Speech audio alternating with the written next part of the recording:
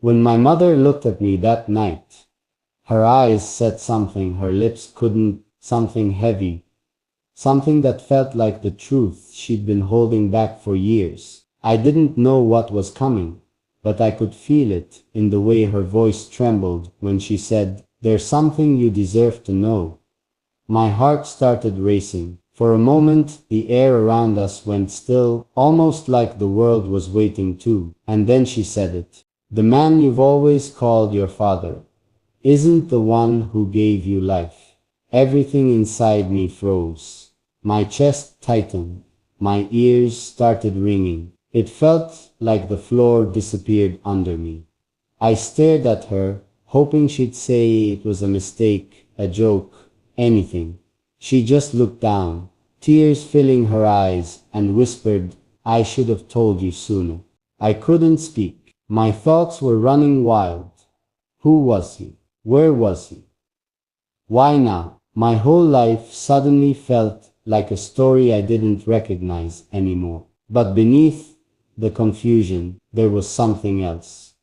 A strange ache that came from somewhere deep inside me, like my heart already knew this truth long before my mind did. I walked out of the room, couldn't breathe, couldn't think straight. Every memory of my childhood started flashing before me. Birthdays, dinners, smiles, all replaying in my head with new questions attached to them. I sat outside, staring at the sky, trying to find peace in the stars that looked the same as they always did. But nothing felt the same anymore. A few minutes later, she came and sat beside me. Her hands were shaking as she held mine. "I loved him," she said softly. "Your real father, he wasn't just someone from the past. He was my heart." Her voice broke a little when she added, "And you're a piece of that love that never died." I turned to her, trying to understand. "Then why didn't you tell me?" She sighed. "Because I was scared. Scared you'd hate me. Scared you'd search for him and lose yourself in the pain. I barely survived." The way she said it, there was love, regret, and something deeper. I could tell she wasn't just hiding the truth. She had been protecting it, protecting me, but I had to know more. "Who was he?" I asked quietly. She took a deep breath and said, "He was someone who loved me when the world didn't want us to be together. He was kind, brave, and gentle, but life tore us apart before we could even dream of forever." Her words painted a picture in my mind. Two souls who once loved beyond limits, but were separated by time, fear, or maybe something even stronger. I could see it in her eyes, that love never truly left her. It had just turned into silence over the years. And then she looked at me with a faint smile. "You have his eyes," she whispered. That one sentence hit me harder than anything else. I didn't know who he was, but in that moment I felt him like a shadow standing somewhere behind me, unseen but real. The next morning, I found an old box in her closet. Inside it were letters, yellowed with time, but carefully kept. They were all from him, each one filled with words that felt too alive to belong to the past. "My love," one letter began, "if fate is kind, one day our child will know that he came from love, not a mistake." I had to stop reading for a moment, because my hands were trembling. That was me. He was talking about me. Every word felt like he was right there beside me, whispering through time. I could feel his presence in every sentence, in every promise he made to a woman he loved but couldn't keep. It wasn't just a secret anymore. It was a love story that had created me. When my mother walked in and saw me holding those letters, she didn't say anything. She just nodded, like she knew I was ready to finally see the truth. I asked her where he was now. She hesitated, looked down, and said, "I don't know if he's still out there, but I never stopped loving him, and I never stopped hoping he was watching over you." That night, I couldn't sleep. I kept thinking about him, about the man who had given me life, but never held me, never heard me call him Dad. I wondered if he ever thought about me, if he ever wished things had been different. But mostly, I wondered if I could ever meet him and tell him that even without knowing him, I carried a part of him inside me all along. The next day, I asked her for his name. She didn't say it right away. She just stared at me, almost afraid of what might happen next. Then she whispered it softly, and I felt a strange warmth fill my chest. It wasn't anger, it wasn't sadness, it was connection. A bond I didn't know existed suddenly came alive. I asked if she had any pictures of him. She reached into the box again and handed me a small photograph, faded, but still clear enough to see the kindness in his eyes. I stared at it for a long time, studying every feature, every detail, and then I smiled through tears, because in that moment, I realized I didn't just look like him, I felt like him. As I sat there holding that picture, she started telling me more, how they met, how they fell in love, how they dreamed of a life together. Every detail pulled me deeper into their world. It wasn't just about finding my father anymore. It was about understanding the love story that made me who I am. She told me how they used to sneak away just to see each other, how he'd bring her flowers from the garden he worked in, how he'd write her small notes saying, "One day we'll tell the world." But that day never came. Someone pulled them apart before they could fight for it. Her eyes watered as she said, "He wanted to stay. He wanted to be here for you. But life, it wasn't kind to us." I could see how much it hurt her even after all these years. I gently held her hand and said, "You don't have to explain anymore. I understand." She looked up at me with tears and smiled. That kind of smile that carries both relief and pain. Later that evening, I sat alone again with the letters. I read each one slowly, imagining his voice, his feelings, his love. And somewhere between those words, I began to feel something new. Not just curiosity, but peace. Maybe I didn't need to find him to know him. Maybe I already did, through the love he left behind. Still, deep inside, there was this quiet voice whispering, "Go find him. Maybe he's still out there. Maybe not." But the thought of meeting him, of hearing his version of this love story, wouldn't let me rest. Because now I wasn't just the child of a secret. I was the result of a love that refused to die, no matter how much time had passed. And as I closed my eyes that night, I whispered to the stars, "If he sits still out there, please let him know his love never disappeared." That night, I barely slept. Every time I closed my eyes, I saw flashes of the letters. His handwriting, the way he called my mother, my heart, the way he spoke about a child he'd never met, me. It was strange, almost haunting, but in the gentlest way, like the universe had finally opened the door that had been locked my entire life. And now, I couldn't stop walking through it. When the morning sun touched the edge of my window, I was still sitting on the edge of my bed, holding that faded photograph of him. I traced his face with my fingers.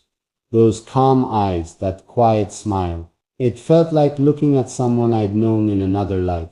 Someone I'd been waiting for without even realizing it. I decided I couldn't live with the mystery anymore. I had to know everything. I had to find out where he was, if he was still alive, if he ever thought about the son he never got to hold. I went to my mother, who was making tea in the kitchen, her eyes tired but peaceful. I placed the photograph on the table and said softly, "I want to find him." She froze for a moment, her hand holding the teapot midair. Then she sighed deeply. "I was afraid you'd say that," she whispered, "but I knew this day would come." Her voice trembled when she added, If you go searching for him, you have to be ready for what you might find. The truth doesn't always bring peace. Sometimes it brings more questions. I looked at her with calm eyes and said, maybe, but I said rather face the truth than live with half of it. She looked at me for a long time, then finally nodded. All right, she said quietly. I said, I'll help you. We sat together for hours, going through every letter, every memory, every clue she could remember. She told me the last place she saw him, a small town by the coast. He had left there after she told him she was pregnant, promising he'd return once he had something to offer, once life was stable enough for all three of us. But he never came back. He sent me one last letter, she said. After that, silence. She showed me the letter, the ink slightly smudged by old tears. It said, if fate keeps me away, please tell our child I loved him before I even saw him. Because even though I never met him, I could feel the weight of that love pressing against my chest. It was like he was speaking to me from somewhere beyond time, and I needed to answer him. A few days later, I decided to go to that coastal town. My mother didn't stop me. She just hugged me before I left and said, if you find him, tell him I never stopped loving him. Her voice cracked slightly, and I could see how hard it was for her to let me go chase a ghost from her past. But she knew I had to. The road was long and quiet. The world outside the car window looked calm, but inside me everything was spinning. Questions, fears, hopes. Every mile I crossed felt like a step closer to the truth, yet also to something I wasn't fully ready for. When I finally reached the town, it was small and peaceful, a place where time seemed slower, where people greeted strangers with soft smiles. I stopped at a cafe near the sea, holding that same photograph in my hand, asking if anyone had seen this man years ago. An older man behind the counter looked at the picture for a moment. Then his eyes softened. I remember him, he said slowly. Quiet man, used to come here a lot, sit by the window, always writing something in his notebook. My heart started racing. Do you know where he went? I asked quickly. The man shook his head. One day he just stopped coming. But he left something behind, a small wooden box. Said if anyone ever came asking about him, they should have it. He disappeared into the back room and returned with a small, dusty box.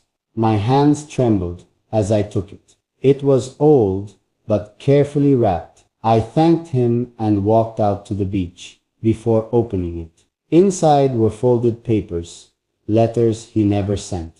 The first one began with, my love, if you're reading this, I hope life was kind to you and our child. My breath caught as I read those words under the open sky. The waves crashed softly, like nature itself was listening. He wrote about how he wanted to come back, but something happened, something that kept him away. He didn't say what exactly, but there was pain between his words. He talked about watching from afar, about seeing us happy and choosing not to disturb the life my mother had built. He ended one letter saying, please tell our child I didn't leave because I stopped loving him. I left because my love was bigger than my courage. That broke me completely. I sat there on the sand, reading his words, again and again. My tears fell on the pages, maybe the same way hers once did. He wasn't a stranger anymore. He was real. He was human. The next letter was different. It wasn't addressed to my mother.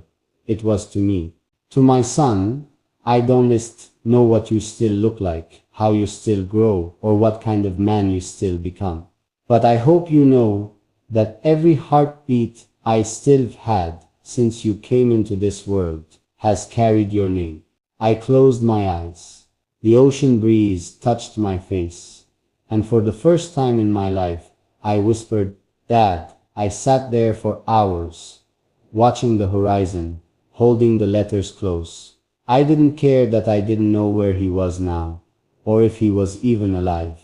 Through every word, every line, every breath between the sentences, I could feel him. As the sun began to set, I noticed something carved on the inside of the wooden box. Small, faint letters, "Love never really leaves." I ran my fingers over it, smiling softly. He was right. Love doesn't leave. It transforms, it hides, but it never truly dies. When I returned home that night, my mother was waiting for me at the door. She didn't ask what I found. She could see it in my eyes. I handed her the letters, and for a long moment she just held them against her chest. Her tears fell quietly, but her smile, that smile said everything. She whispered, "You found him, didn't you?" And I said, "Yes, in a way." For days after, I kept rereading his letters. Each time they revealed something new, not about him but about myself. I began to understand why my mother loved him so deeply. He wasn't perfect, but he was true. He loved fiercely, silently, endlessly. And I realized maybe that's what real love is. Not always about being together, but about staying connected even when life separates you. Late one night, I found myself writing a letter. Not to anyone living, but to him. I wrote, "I found you, Dad." Not in the way I expected, but enough to feel you with me. Thank you for the love that made me. Thank you for the part of you that still lives in my heart. When I finished, I placed it inside the same wooden box, beside his old letters. I didn't seal it.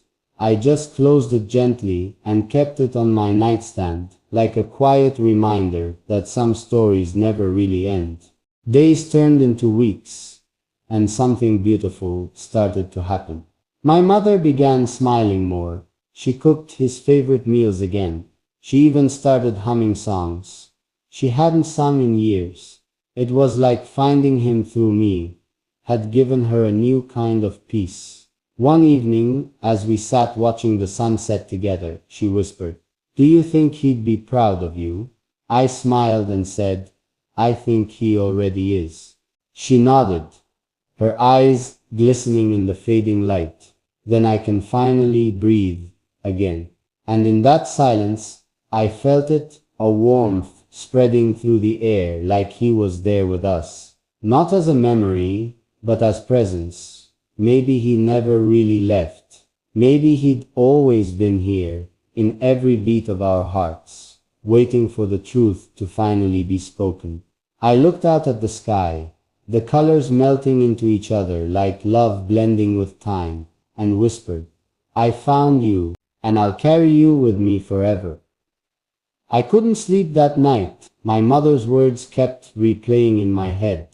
Every pause, every tear, every moment of silence between her breaths. She had told me that the man I called Dad wasn't the one who gave me life, and that truth shook me from the inside out. The air in my room felt heavier, and the memories I had grown up with suddenly started to look different, like puzzle pieces that no longer fit together. I lay there staring at the ceiling, thinking about the person she said was my real father, a man she once loved deeply, a man she said still existed somewhere out there. But who was he, and why did she keep him a secret all these years? The next morning, I walked into the kitchen. She was sitting quietly at the table, holding a cup of tea. Her eyes looked tired, but peaceful, as if a long-held burden had finally lifted. I sat down across from her without saying a word. She looked at me and gave a small, sad smile. "You didn't sleep, did you?" she whispered. I shook my head. "I just can't stop thinking," I said softly. She sighed and reached for my hand. "I know," she murmured. "You deserve to know everything." She began to talk again, slowly, this time, telling me about the man she once loved, when she was young. How their love was intense, beautiful, and pure, but not accepted by her family. She said life pulled them apart before they could even fight for each other.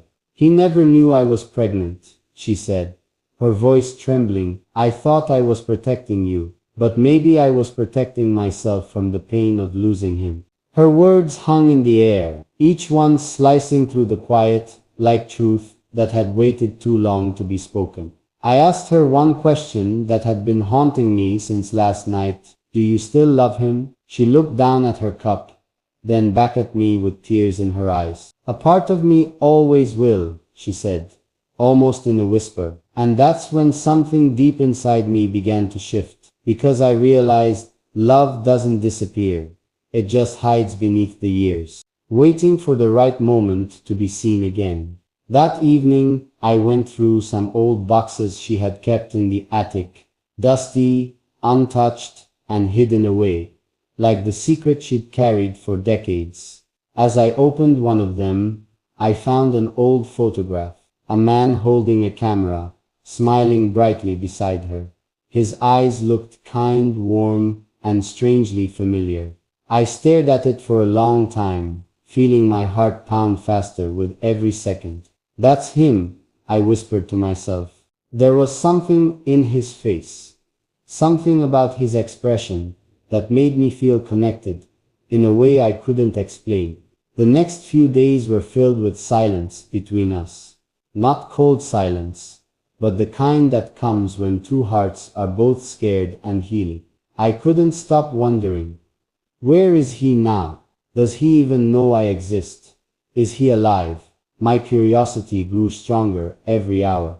Finally, I gathered the courage to ask her, do you know where he is? She hesitated for a long time, before nodding slightly. I think so, she said.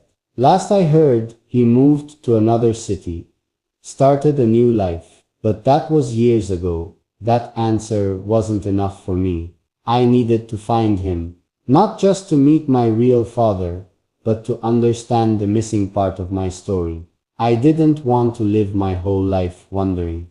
So I started searching. I went online, looked through old addresses, and even checked public records. Days passed with no results.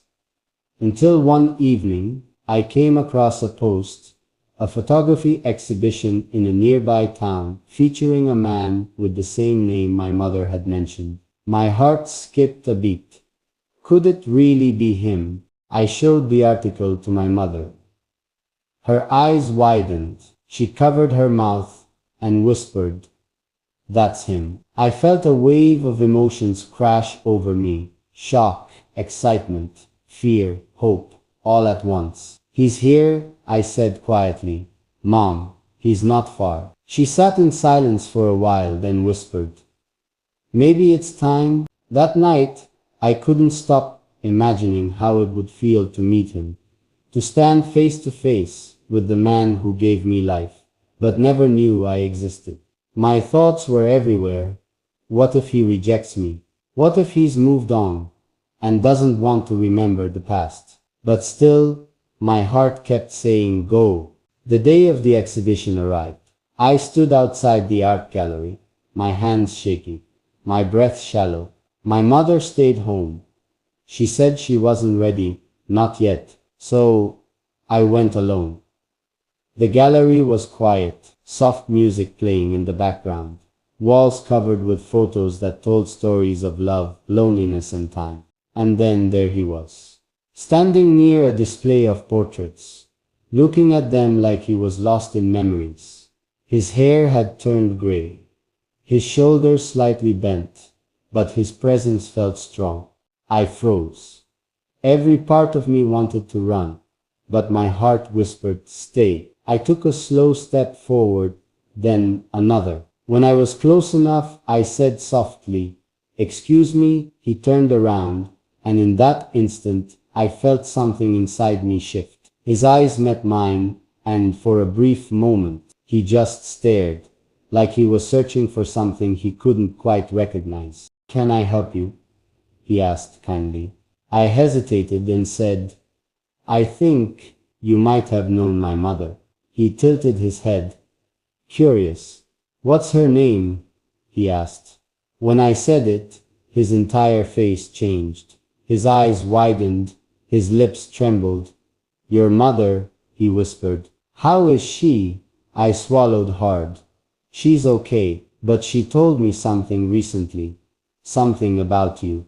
He stared at me silently, his hands trembling slightly, and then he looked into my eyes deeply, studying my face, and I could see it happen. That realization, that spark of recognition. His lips parted slightly, and he whispered, You stud, my child. My heart stopped for a moment. I didn't even know what to say. He stepped closer, his eyes filled with tears. I can't believe this, he said softly. All these years, I didn't know. There was a long silence, just the sound of both of us, breathing heavily, emotions tangled between shock and disbelief. He reached out slowly, his hand shaking, and said, Can I? I nodded. He placed his hand gently on my shoulder, then pulled me into an embrace. It wasn't just a hug, it was something deeper, a moment where time seemed to fold in on itself, the kind of silence where love speaks louder than words ever could. We stood there for what felt like forever. He whispered, If I had known, I would have never left. I would have fought for you. Tears filled my eyes. I didn't blame him. I didn't hate him. I just felt something, warm, real, and new, like a missing piece of my heart had finally been found. As we pulled away, he looked at me with tears still glistening in his eyes and said, Does she know you came here? I nodded slowly. She wanted to come, but she wasn't set ready. He smiled sadly. She was always strong and always scared of losing the people she loved most. He asked if he could meet her.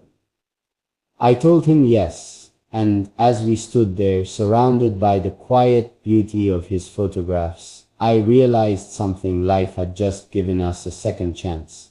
Not just for love, but for connection, for truth, for healing. That night, when I got home, my mother was sitting by the window. I told her everything. She didn't say a word for a long time. Then, with tears in her eyes, she whispered, You saw him, didn't you? I nodded. She smiled faintly, and a tear rolled down her cheek. He deserves to know the whole truth, she said. And just like that, I knew the story wasn't over, because sometimes love that's been buried by years doesn't die. It just waits for the right moment to rise again. And maybe that moment had finally come. Syed एक सवाल आया है हाँ जी कि खुदा तक कैसे पहुंचा जाए? कभी मोहब्बत हुई है? नहीं। तो तुम खुदा तक नहीं पहुंच सकते। खुदा तक पहुंचने का रास्ता महबूब की गली से होके गुजरता है। उसकी गली में पहुंचो दिल धड़कने लग जाए। इंसान अपने आप को भूल जाता है, दिल की धड़कन तेज हो जाती है, ऐसा लगता है क़यामत का मैदान है, न किसी को किसी की फिक्र है। पांचवी दलील दूं, महबूब के पास होता है ना उसे ऊँघ आती है ना नहीं।